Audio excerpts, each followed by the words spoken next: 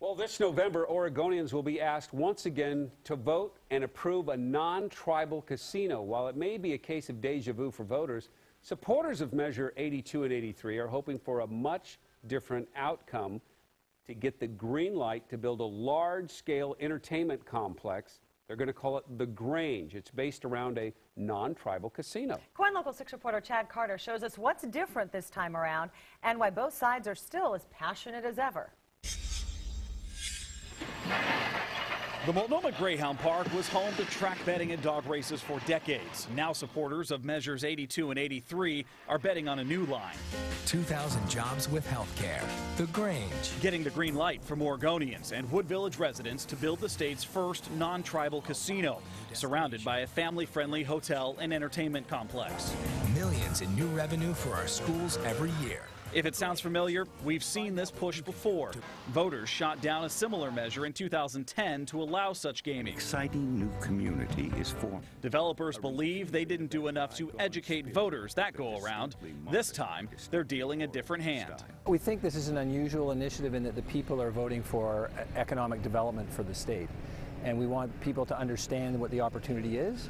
Before ground is broken, voters must pass two statewide measures. Measure 82 authorizes a constitutional amendment approving privately owned casinos, while Measure 83 authorizes a single privately owned casino in Multnomah County, with 25% of gross revenues paid to the state lottery fund.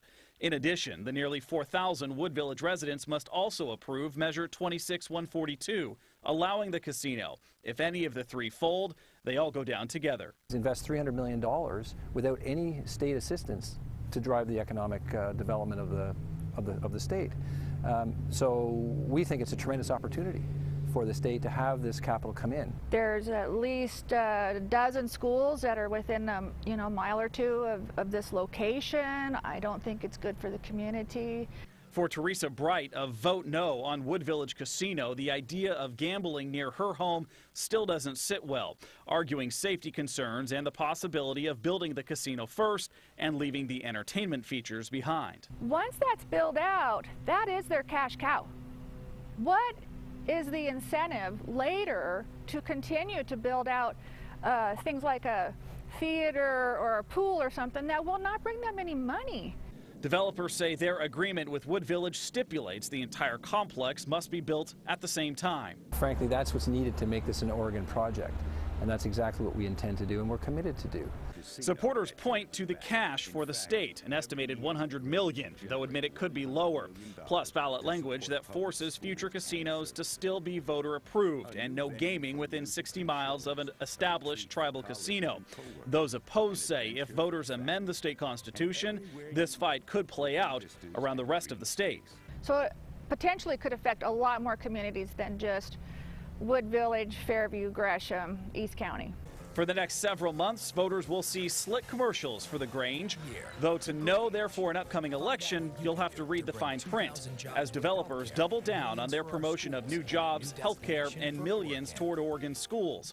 Whether voters ante up this time around is still yet to be seen. Reporting for you, Chad Carter, KOIN Local 6. Thank you, Chad. Now, the casino backers have actually opened an office right there next to the former racetrack for people to walk in and ask questions. And the opponents tell us right now they're preparing for their campaign for voters now. You can also read more details about that casino debate in tomorrow's Portland Tribune.